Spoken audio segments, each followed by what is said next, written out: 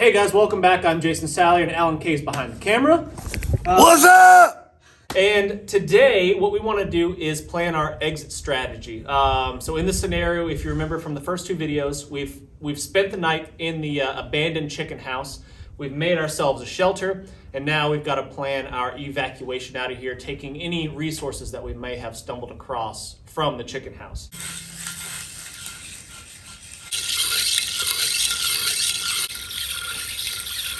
Took my cigarettes for the last time. He's gonna get what's coming. You just wait till I see him on the yard.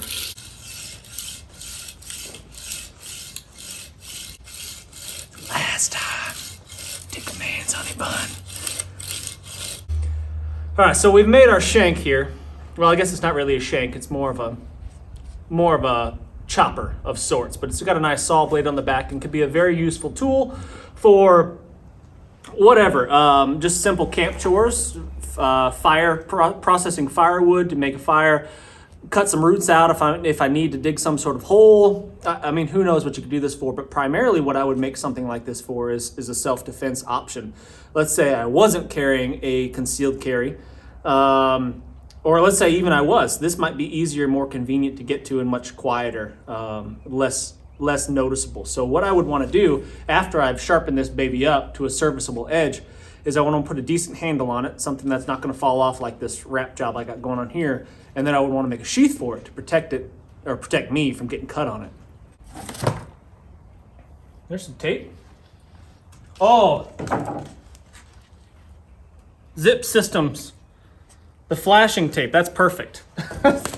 That's literally the perfect thing for a shank handle.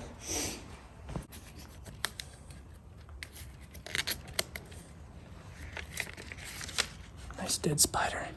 It's perfect.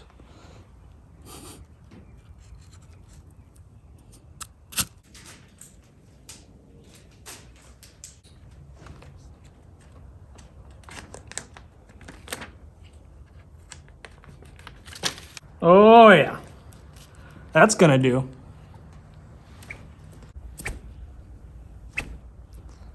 I would not want to get hit with that. You're gonna sit there with a straight face and tell me you've never made a prison shank? Not buying it.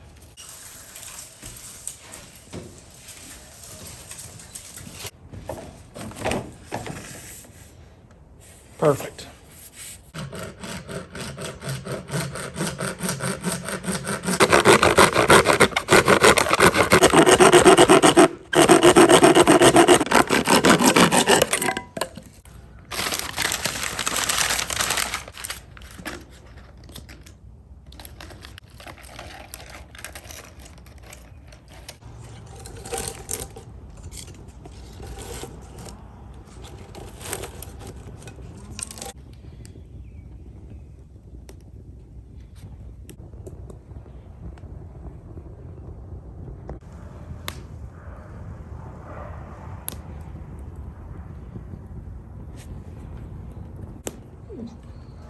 All right.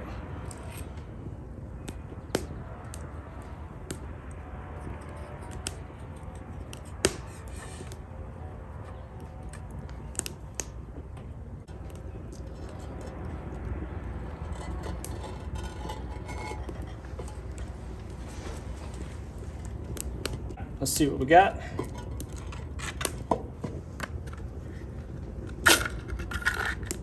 If I was to carry it here on my strap, and zombies should come.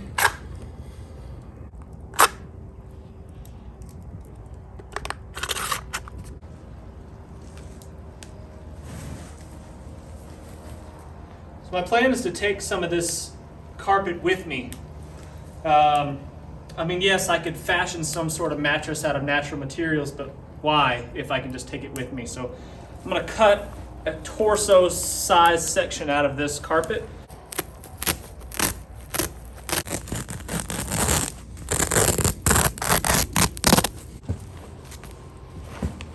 Perfect.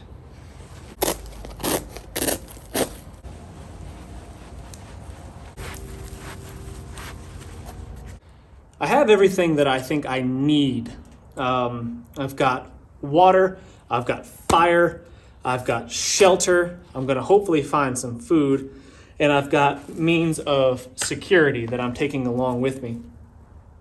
But with that said, this is a jackpot of resources that I will not be able to come across most likely again without having to stake out another place and make sure it's unoccupied and go through that whole scenario again, and I don't want to do that. So I'm going to make one more walk through, and if there's anything that I feel like I just, my instincts tell me I should bring along with me, I'm going to go ahead and snag it. And if I need to dump it along the way, I'll just dump it. I can't make tape. I mean, I can improvise all kinds of stuff. But having tape here, if my pack should get a hole in it, which it very well is very likely that it's going to get a hole in it, and who knows how old this, what do you call this stuff? Erosion control Silt cloth fence. is. Yeah, whatever this stuff is. Everybody knows that. Everybody knows that. It's probably going to get a hole in it, snagging on a branch or something, and I can maybe patch it up with this really awesome tape. I don't think I need to bring all of that, so I'll bring a healthy amount of it. I could potentially take some of this cable here, this kind of braided wire. I mean, who knows what I could use this stuff for. But again, I can't make this. There's no possible way I could make something this strong out there in the woods. So maybe I'll just bring it along. And like I said, if I need to ditch it, I'll ditch it.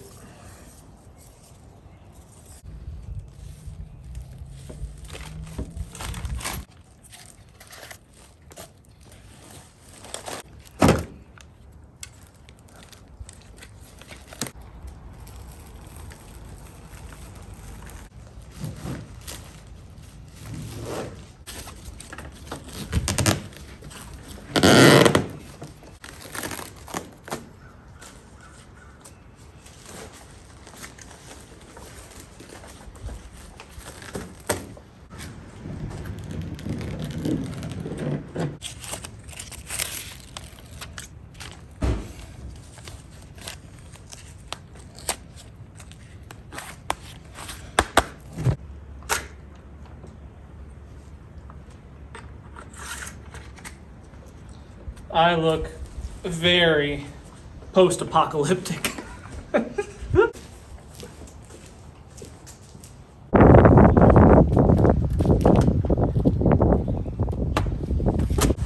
There's gold in them there mountains. I can smell it. Granddaddy said there's always a big vein right over yonder in that holler, and I'm going to find it. I'm rich. My ships come in. No more of this drinking out of the lake for me, boy. I'm going to have indoor plumbing.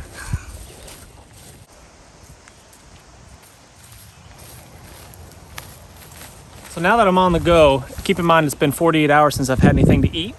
And if I've got a couple days walk ahead of me, it's going to be important for me to gather at least something to nourish my body along that way. Otherwise, it's going to be pretty miserable. 48 hours without eating already is unpleasant. But add strenuous hiking and things like that, it's going to get really unpleasant. Oh, yeah. Speaking of foraging, look here, Salyer. There we have So these heart-shaped leaves here, Oxalis. wood sorrel, and Yes. Alan informs me that it's also known as Oxalis. Very, very lemony. This is one of my favorites, actually. Like, I actually really enjoy putting this on salads, for real. Yeah, it's a good topper. Yeah. Like a lot of people say, oh, that's clover. Yeah. This is one of the easiest ones, in my opinion, to identify. It's this vibrant green color, and it's got these heart-shaped leaves on it. Clover does not have heart-shaped leaves like that. This is really the only thing around here that I know of that has a leaf that looks like that. And it's pretty obvious as soon as you take a bite into it. That lemony flavor. Not that we need it at the moment, but this plant here, Cranesbill geranium, is a hemostatic agent. If I should cut myself with my shank. Yeah, if you need to stop blood, it'd be a good thing to collect that along the way and dry the leaves out. Maybe keep them in a pouch, as your naturally acquired quick clot. Okay, so here we have blackberry coming out. We don't have the berries on it yet. It's too early in the year, but the leaves can be used for diarrhea. And when you're out here drinking different water, eating different foods, stomach upset is a thing. So this is what might fix that for you. And look against the building there, I see another treasure. Cleaver? Yeah. A lot of it. And look how at all many. that. Yeah, so this stuff, you can get tons of it. Also fight these briars. Get off me! Get off me! called cleavers because they will cleave to your clothing. They got like a natural Velcro when there's not a 60-mile-an-hour wind.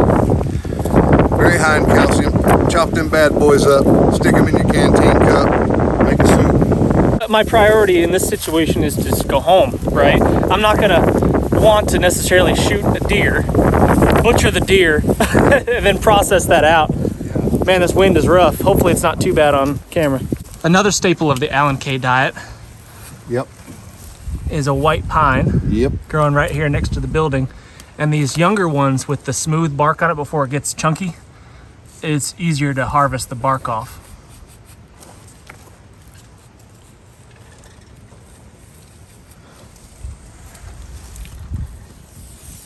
Like a strip of bacon. Only difference is it don't taste like bacon. It tastes like Christmas.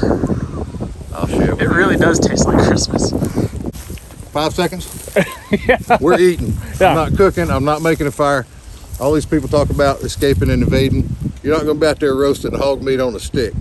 You're going to be living on this garbage. This is so much better in the springtime. Yeah.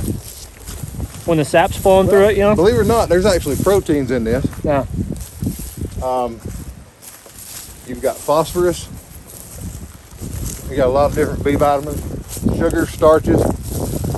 When you look at that cost-benefit analysis, this is the fastest food there is. And also the slowest running. Yeah. You don't have to club it in the head. The needles themselves are great just to make some tea. Boil up some water in my stainless steel dog bowl that I've got, and then let this steep for a little while and drink up some tea and get some vitamins out of it. Here's another really awesome wild edible. Leaves of 3, shiny. You put that in your tea, man, you'd be living large. Really kidding, I promise. That's poison ivy. Don't eat that.